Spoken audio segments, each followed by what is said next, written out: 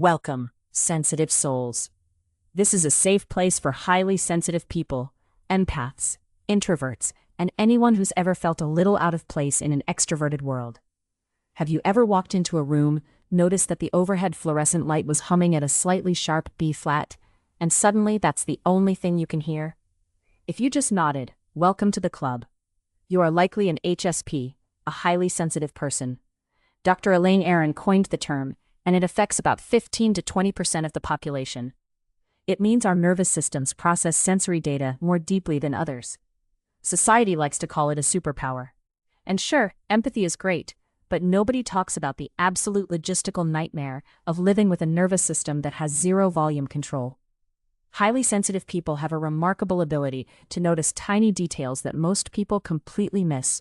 It's one of our greatest strengths. It also means we occasionally have very strong opinions about clothing tags. Let's talk about a few of those wonderfully specific little annoyances that make perfect sense to us and absolutely no one else. Let's start with the ultimate threat, the clothing tag. For a non-HSP, a clothing tag is a minor annoyance. For an HSP, a tiny plastic threaded tag at the waistband or back of the neck is an existential crisis. You can buy the softest organic cloud-spun cashmere sweater, but if there is a rogue tag, your brain cannot focus on anything else. You are in a job interview, trying to answer questions about 5-year goals, but your internal monologue is just, it's scratching, it's chewing its way into my spine. Am I bleeding? I think I'm bleeding. And it's not just tags, it's the scratchy sock seam, it's the texture of cheap, dry napkins. To the outside world, we look like divas. In reality, we are just trying to survive a sensory assault course made of microscopic fibers. We also experience microscopic mood shifts that completely wreck our day.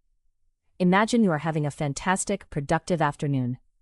Then you walk past a stranger who is having a loud and tense argument on their phone.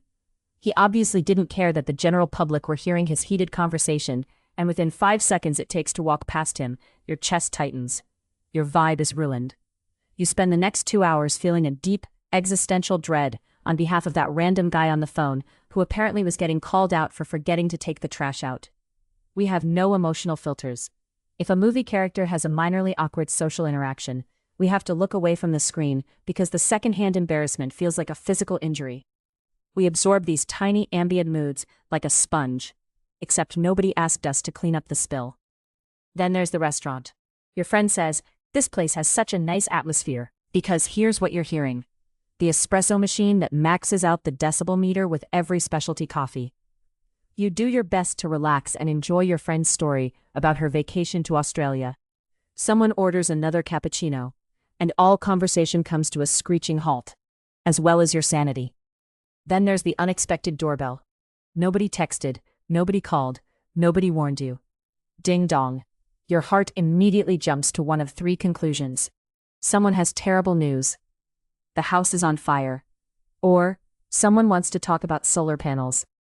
It turns out it's your neighbor returning a casserole dish. You still need several business days to recover.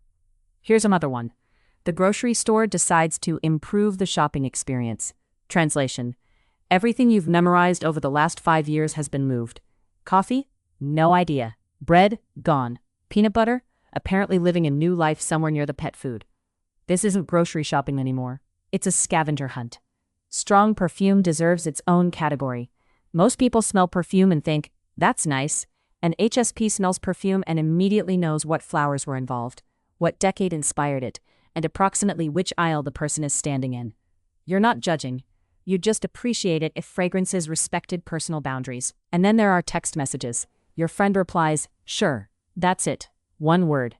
Now your brain begins producing a documentary. Why no exclamation point? Were they upset? Was that a short sure or a happy sure? Should I apologize? For what? You spend the next hour analyzing punctuation. Meanwhile, your friend tossed the phone on the couch 20 minutes ago and forgot the conversation ever happened. If you recognized yourself in a few of these, welcome to the club. Being highly sensitive doesn't mean you're overly dramatic. It simply means your nervous system notices more. Sometimes that means a clothing tag feels like sandpaper, or a group text feels like a part-time job, or one overhead light suddenly becomes the sun. It means crying at commercial jingles, being driven mad by a blinking LED light on a smoke detector, and that lady with the loud laugh at the next table. But that same sensitivity also helps you notice kindness that others overlook, beauty in ordinary moments, the friend who's quietly struggling, the peaceful park tucked away on a side street, the perfect song at exactly the right moment. The world may feel a little louder, brighter, and busier to us, but it also feels richer. And honestly, I think that's a pretty good trade.